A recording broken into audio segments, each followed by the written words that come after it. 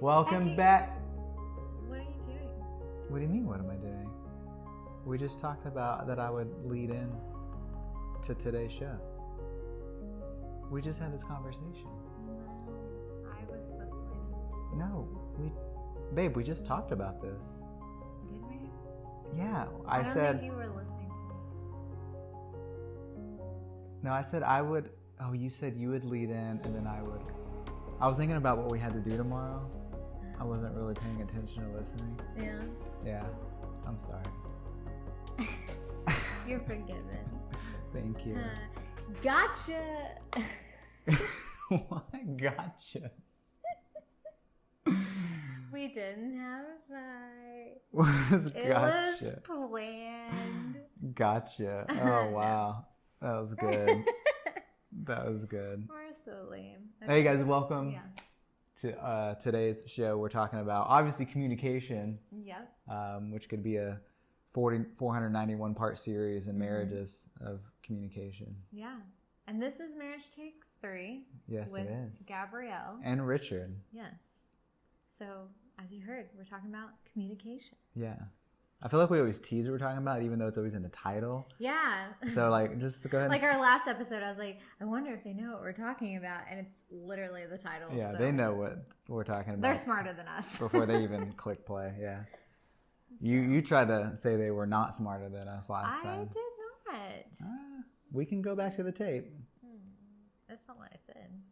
Communication. Go back to the tape. I think they're smart people. They probably know. I'm like, well, even if they don't, that's not to call Doesn't them mean dumb. they're not, yeah.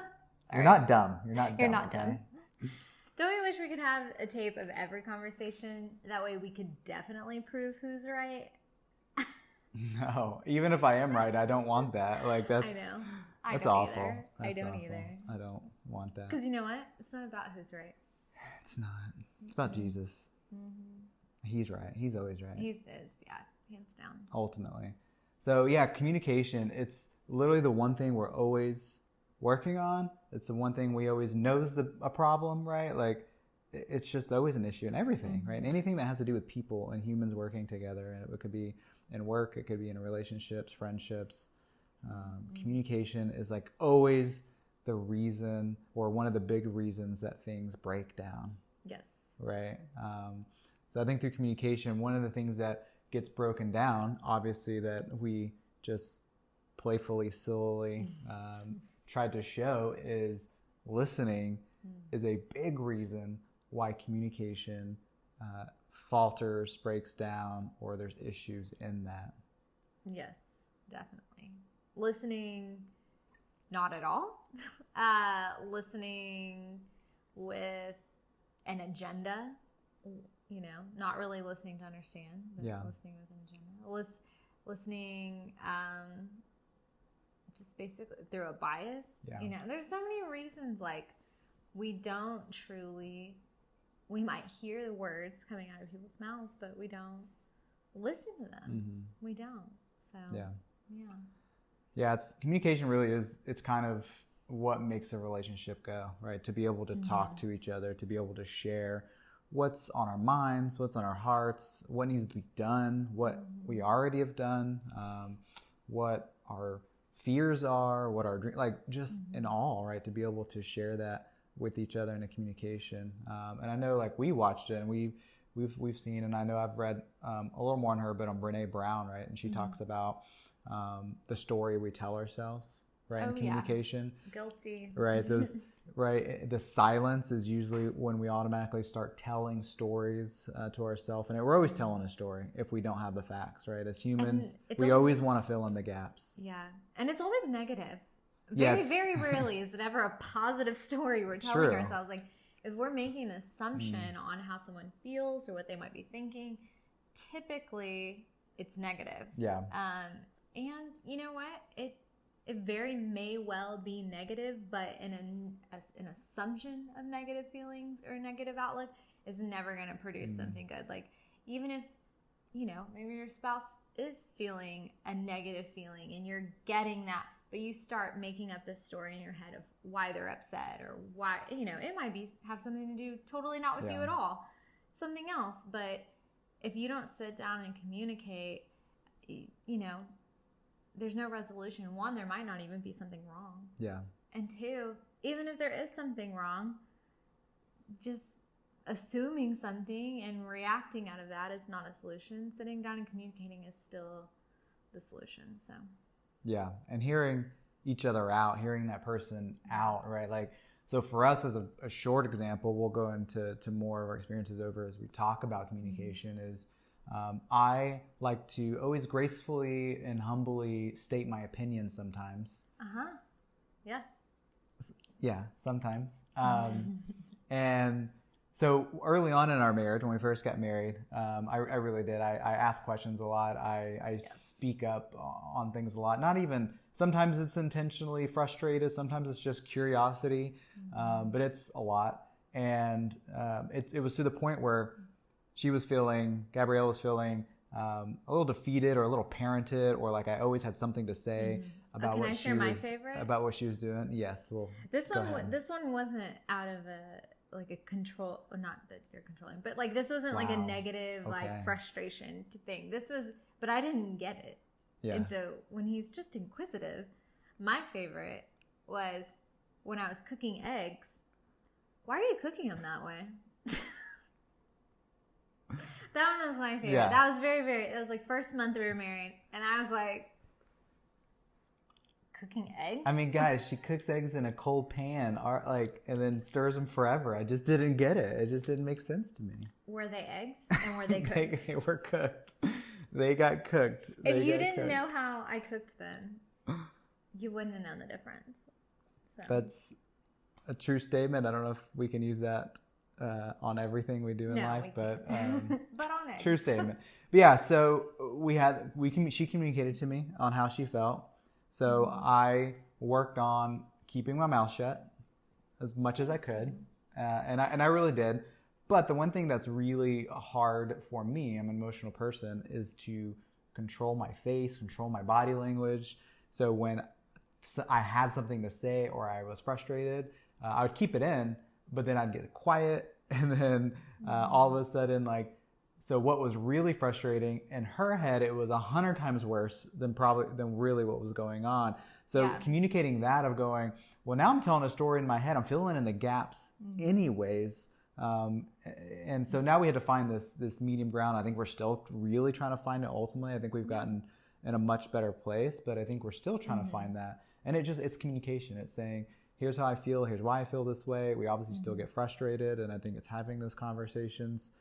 Sometimes it's just walking away and in our frustration and even praying about it, or just, kind of breathing a little bit. So I think the biggest thing, we'll talk more about that, but today we're going to talk about these two things on the side of our head and not the big hole in the front of our mouth. Yeah. Because it's real. We know what we want to say. Yeah. We don't like to take in what the other has to say. Yeah. So I can speak to that. So I have come to realize through being married, my mom was right. Mama was right. Mama was right. My mom used to tell me while I was growing up, and even as an adult while I lived at her house still, that I was very defensive. And whenever she'd tell me that, I'd be like, what do you mean? I'm not defensive. So yes, I'm defensive.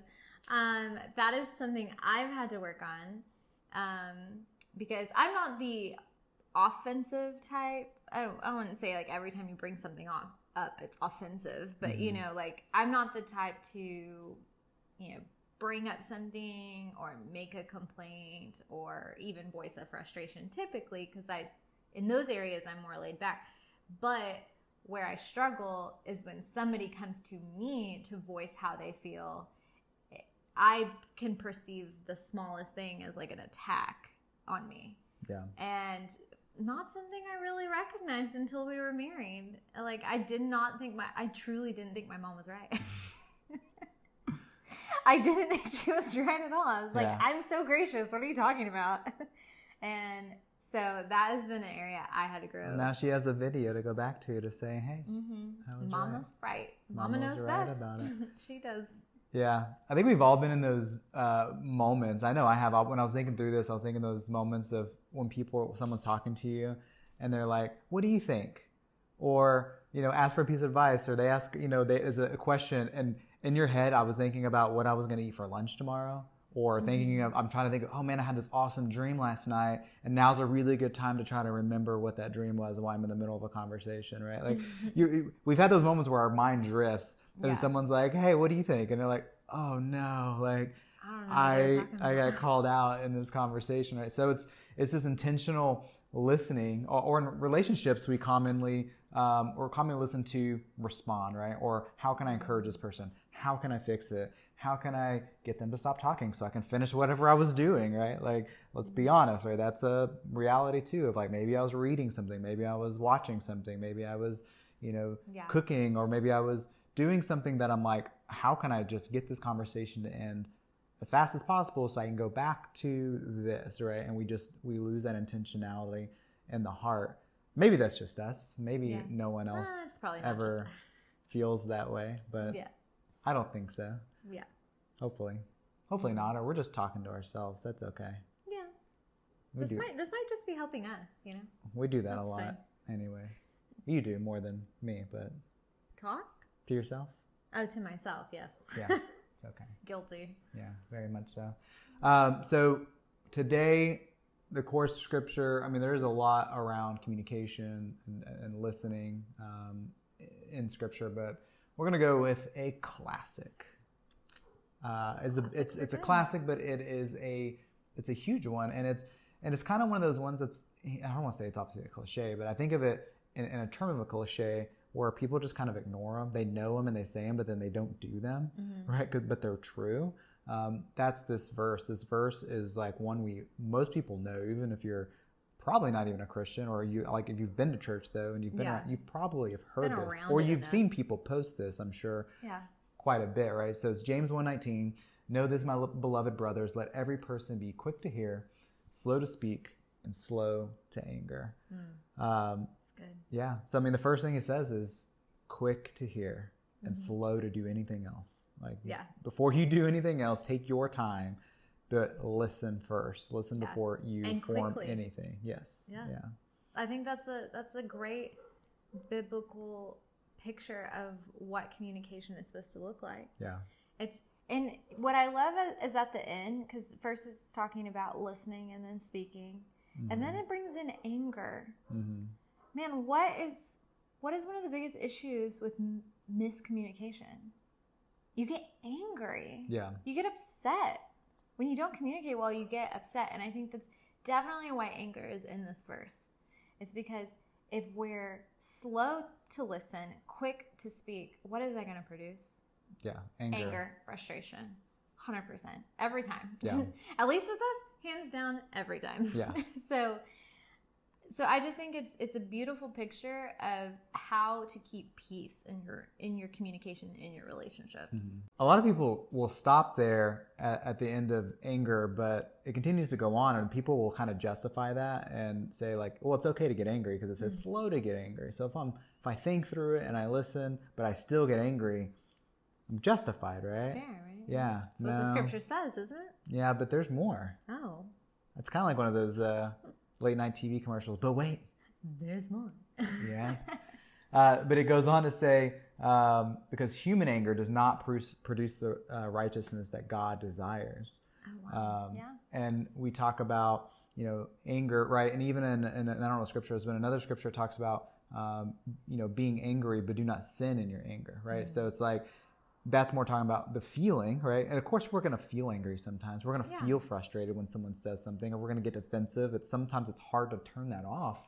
But it says, do not sin in that. Do not take that and now produce something out of it. Do not give birth to anger out of your mouth or out of your actions in terms of that. So, but for today, we'll focus on being quick to hear, right? Being, listening. What does that look like? So, kind of since it's our first one talking about communication, kind of want to talk through like, what is a primary reason as a whole from communication in marriage? Why is it so important?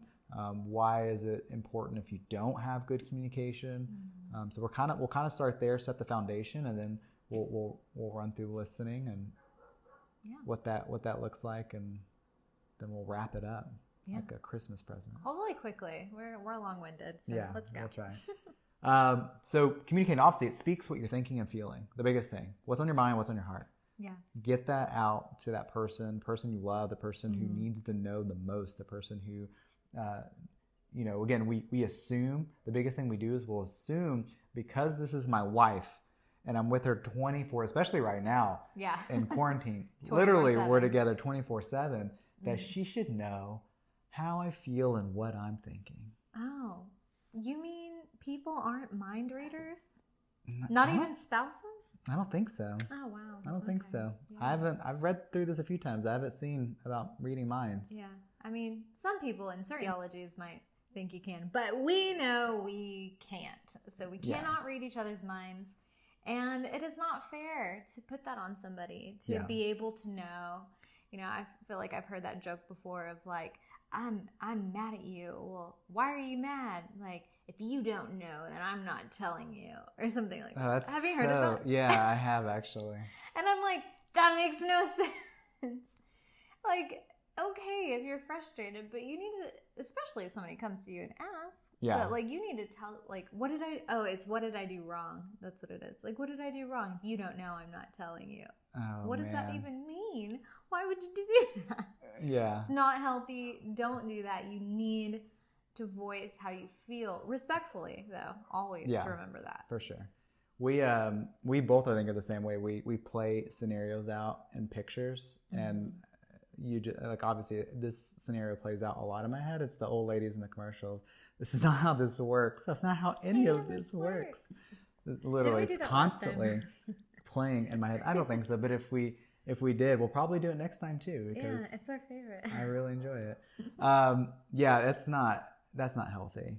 That's not healthy at all. It's not fair. Like, it is not fair to put that on your significant other. Like, and just because they don't know in that moment what you're thinking or how you feel, doesn't mean they don't know you and they don't care. Yeah. Right? I'm not saying they do know you and they do care, but that alone does not mean they don't know you and they don't care in that moment. That's not fair. Being communication that can squash lies and untruths that someone else may believe. We talked about telling a story. So when we speak up and we tell someone, that automatically dissipates what's in our head, because now we know what they're really feeling or why they're really frustrated. You even brought up, I think, recently, you were like, I asked if you're okay, and you're like, are you frustrated or something? I kind of saw you across the room and you just looked really frustrated, and I didn't know what was wrong or if I did something or something happened. And I was like, no, my foot hurts from running. And it's just like, I was icing it that day and it really hurt. And, it was kind of one of those things. But it was like, it was a certain facial, we all do this, or at least I do. I'm guilty. A lot of people. Like a certain facial expression, and especially anytime you're in the kitchen, because like I tend to forget to clean up my messes in the kitchen. I've worked on that. I'm really trying, and he is very particular about the kitchen. So like when he's in the kitchen and he makes a face, in my head I immediately go, what did I do? Or not do. Or not do. Yeah, but then he was like, it's my foot hurts. And I'm like, oh, okay.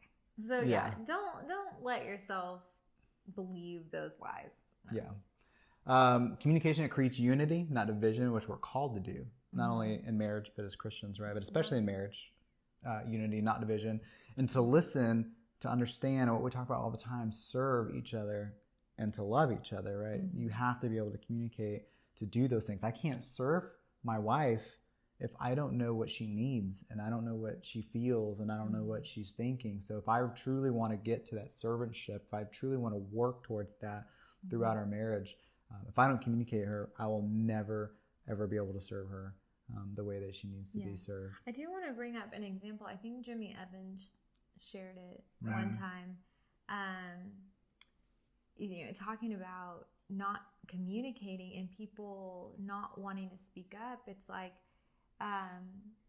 we're not mind readers. And it was like these people had been married for several years, and the wife was miserable, ends up filing for divorce and wants a divorce. And the husband was like, I had no idea. By all understanding, he thought they had a good marriage. he truly, he was like, she never said a single word to me.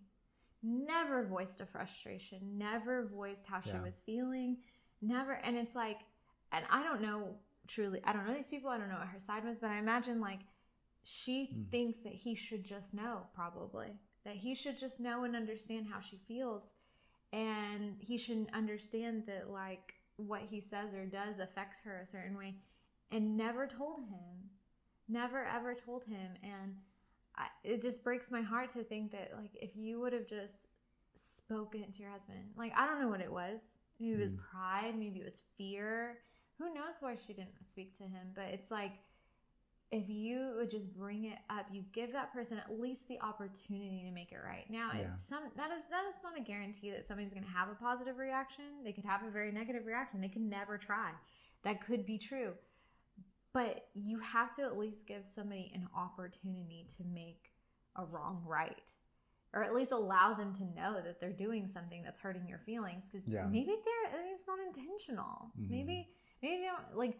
We were both extraordinarily selfish when we got married, but it was all in a blind spot. I never knew how selfish I was until I got married. And then I'm like, oh, dang, I am really selfish. Yeah. And so you have to give people those opportunities to see what's in their blind spot, and at least allow them to correct it. And, if they don't, then you work on that, past that, maybe you go to counseling and stuff, but you cannot just assume somebody knows that they're making you feel a certain way, and then you just wind up years later asking for a divorce because you've spent years being miserable with them, none the wiser. Like, that's just so sad. Like, that's the most interesting thing, and I've seen it before in other relationships too, is like two people living two totally different relationships. It's insane. It's literally insanity. Insanity that you live two totally different relationships in that, and communication can really help that. And communication may not always make things perfect. It's a learning process of doing it, but at least you'll know where that person is, and you can continue to communicate. You can go get help if you need to, because you know where you are. So we have to be able to communicate. Yeah, definitely. So the Bible tells us how important the tongue is, right? Like, it talks about the tongue, it talks about our words a lot in Scripture. And so it tells us like the damage that we can do to it to be heard. So it says, don't talk to just talk to, or to be heard. So 2 Timothy 2:16, but avoid irreverent babble, for it will lead people into more and more ungodliness. What you speak is what you mean. It comes from your heart. In Matthew 15:18-19, but what comes out of the mouth proceeds from the heart, and this defiles a person. For out of the heart come evil thoughts, murder, adultery, sexual immorality, theft, false witness, slander. These are what defile a person, but to eat with unwashed hands does not defile anyone. Right? So literally, what we speak, comes from our heart. And we use we use awareness and common sense. If my spouse, if Gabrielle's always talking, positive things and encouraging things to me, and then we get in a frustration or in a tiff, and something comes out that's maybe not as nice, or it's very more frustrating, I'm not going to think her heart's evil, right? Because again, I'm going to know like that's not common for her. That's not a normal thing. So we can't just automatically take that and then hang on that word either. We are given a filter and discernment, and we should use it. Proverbs 15:28 says, the heart of righteous ponders how to answer, but the mouth of the wicked pours out evil things. So thinking before we speak works.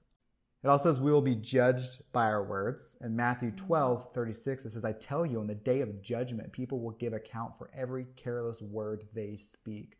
For by your words you will be justified, and by your words you will be condemned. That's powerful, man. Yeah. So maybe in those tiffs, don't say that accidentally, because every word is going to be. But it just speaks to how important what we say has meaning and has is important, right? But if we listen and do things that pleases God, walk in the Spirit, seek Jesus, our foundation will be solid, because it is not on our own words, but of those of the King of Kings. In Matthew 7:24, it says, everyone then who hears these words of mine, Jesus talking, and does them we'll be like a wise man who built his house on the rock.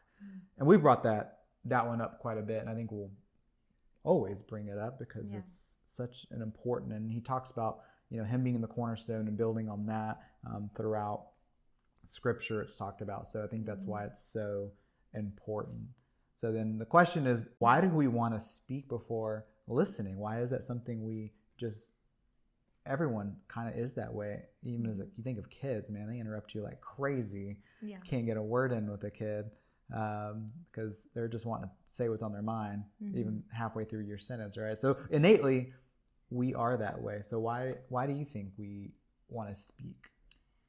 I think we want to speak because, well, I mean, it comes back to our selfish nature. Like, I care way more about you hearing me than me hearing you. Yeah. Like, that's just the truth. It's like we have our feelings, we have our thoughts, we have our points that need to be made, and that's more important than what you have to say. And at least on like the nature of who we are and like what we're constantly fighting against, right? Like, because we should be conforming to Christ, which is not a selfish nature, it's a selfless nature. So in communication, that would look like caring immensely more about what other people have to say than what you have to say, even if you never even get to make your point. Right? Like, you show how you care about somebody. But in our core nature of our sin nature, we care that our feelings are validated, that our voice is heard, that our point is made, and we really could care less.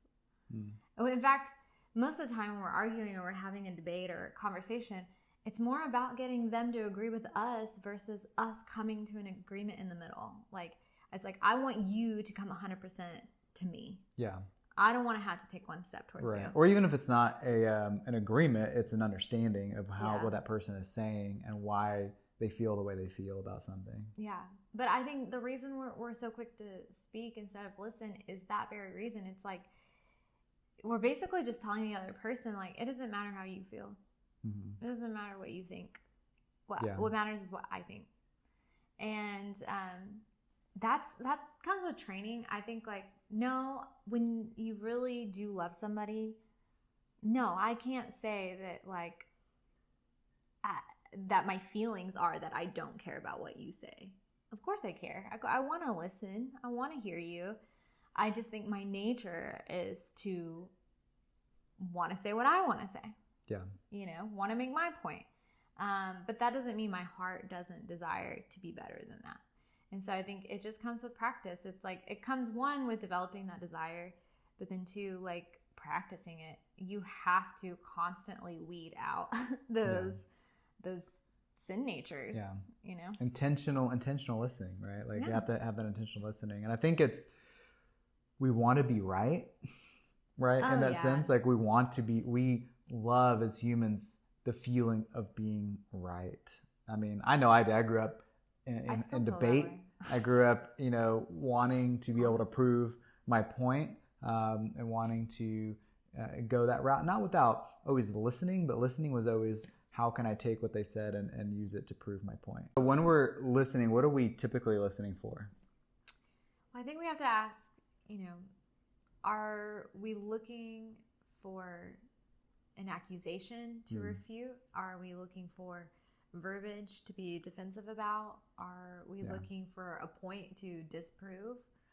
You know, or are we looking to hear our spouse's heart? And even if we don't agree, are we listening for a resolution? Because I think in so many ways, like, even if we're listening, like, we're hearing the words coming out of their mouth, we're looking for phrases that they're saying to turn or twist their own words against them. You know, we're using, you know, a misstep of words to then turn and use to make our point or whatever it is. And we typically we're looking to find holes in what they're saying so that we can be right. Yeah. And the unfortunate thing is, especially when you're married, I think this is communication in general, but when you're married, you know, this is your love. Like, this is your spouse. This is they're on your team. You're on the same team.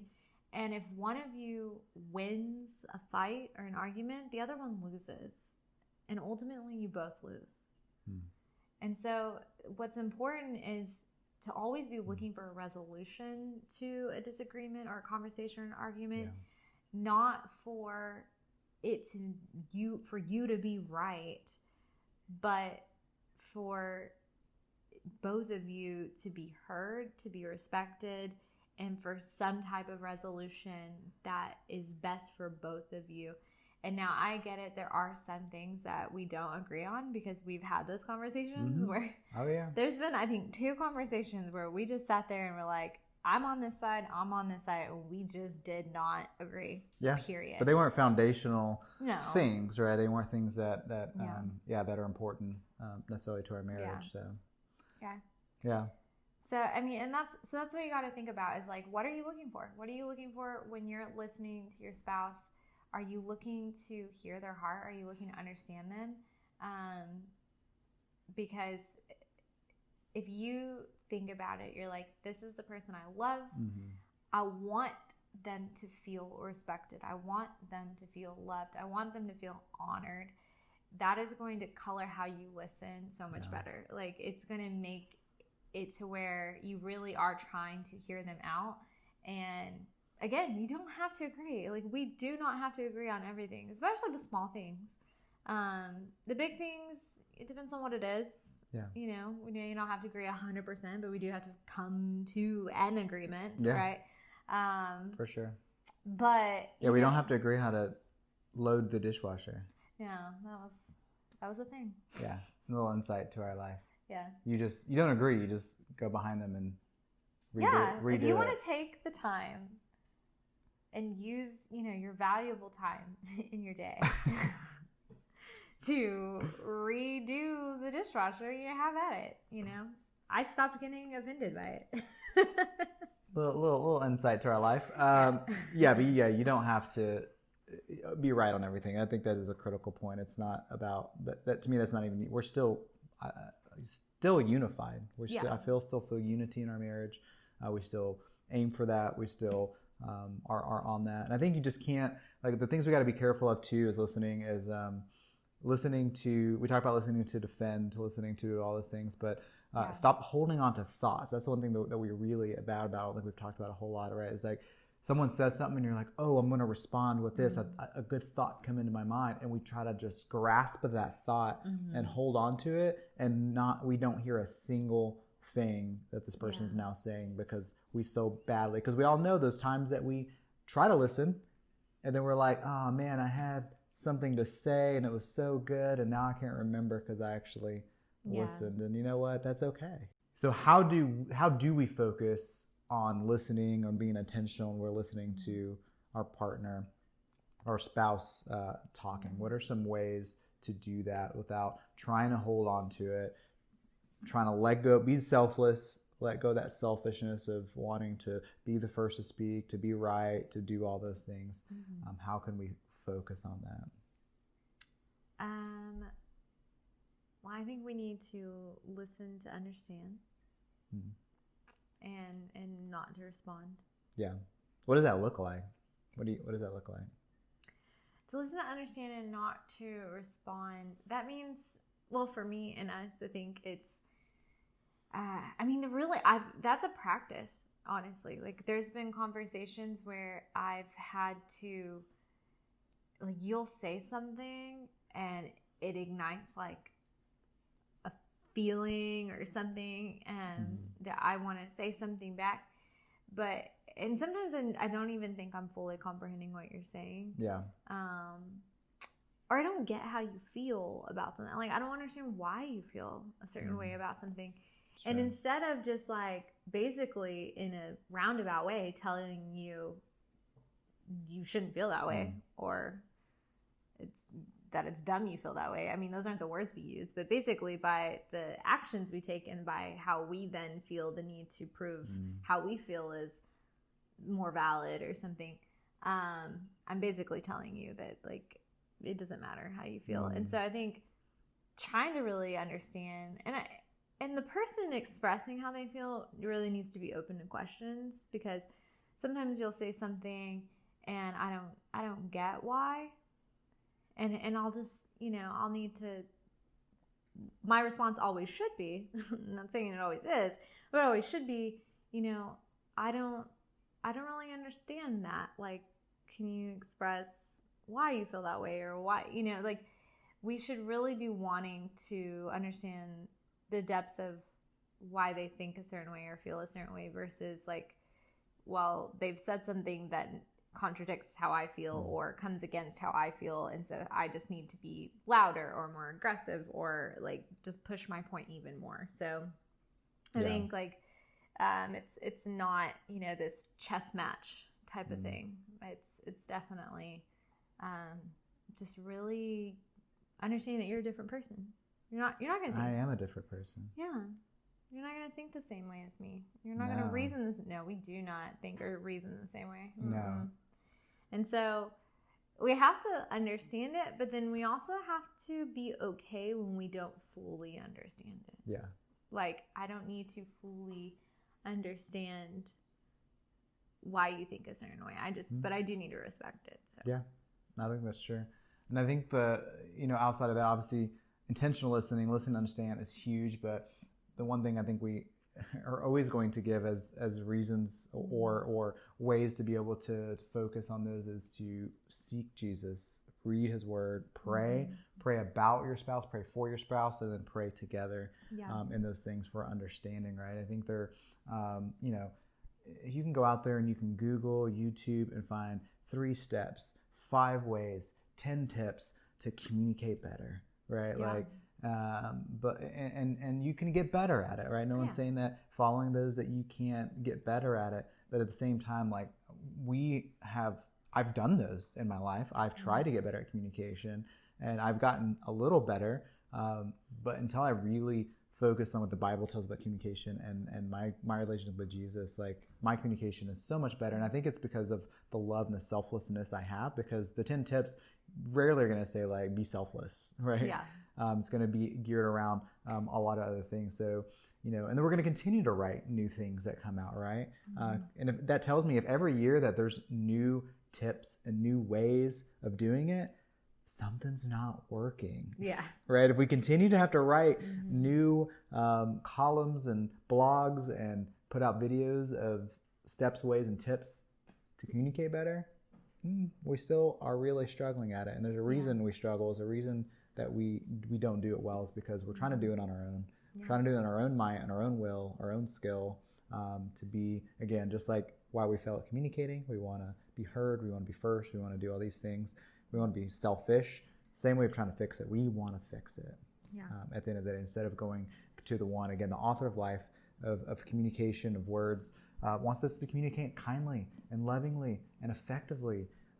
So we need to listen.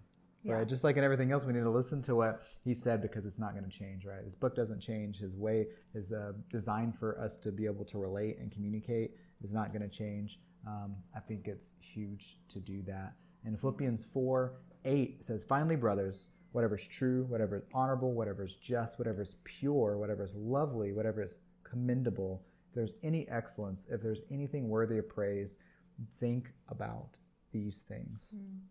And I put that at the end, and I wanted us to kind of finish with that, to say, we talked about it earlier, what comes out of our hearts, what comes out of our mouth comes from our heart, but we don't think about what we pour into our heart. Yeah. Like how to get there in the first place. Yeah. So if we're listening to podcasts, if we're watching shows, if we're listening to music that, is, very selfish centric, right? And kind of normalizes the way that we communicate, and it's unhealthy communication, and that's being poured into your heart, you're not going to be able to now flip the switch and react in a totally different way. You're going to react in that same selfish way, right? So whatever comes out of our heart is some stuff we've consumed within it. So that's where we have to be. Where are we getting our advice? What are we reading when it comes to marriage, communication? What does that look like? Because if it's like we're just consuming social media constantly, most of the people I mean, when I look through social media, even in mine, and I have mine pretty pared down to specific people or things, it's still very selfish. Yeah. It's a very, I'm going to do me, I'm going to get what I want kind of world, right? Like, I'm not kind of, I don't know if I say kind of, but it is. I'm going to do me and I'm going to get what I want kind of world. Yeah. And so when you're constantly consuming that, that's what you're going to put out so much, right? Is I'm going to do me and I'm going to get what I want. I'm going to look out for myself first. And in a marriage, you will fail. Yeah. It will fail if you're always just looking out for yourself. You will be that husband and wife where they lived two totally different marriages.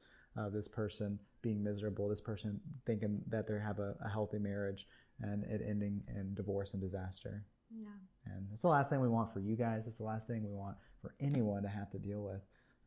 So I think just communicating, seeking that, listening to each other is so critical, right? Like, you know, I think when we thought about communication, I think when I first started thinking about it, I was like, yeah, how can we communicate better? And what is some good way we can approach this? And then I really think just going through this was like, that is the most important part of communication. Use these little things on the side of our head. They're not just, you know, changing channels. I don't know, it was my parents. Someone used to do that. One of my relatives used to do that, like try to change a channel with my ears when I was little. And they'd have the remote and like. Oh, they're change tricking it. you. Yeah. That's when cute. I was really little. I love being able to trick little kids. Not just for changing channels on the tube, but it's for listening, and we can close the thing, which we're gonna do now. We're gonna close the holes in our mouth. Yeah. Thanks for listening to us today. I hope there was some insight there and some wisdom in that. But yeah, we'll see you guys next time. We love you. Bye. Goodbye.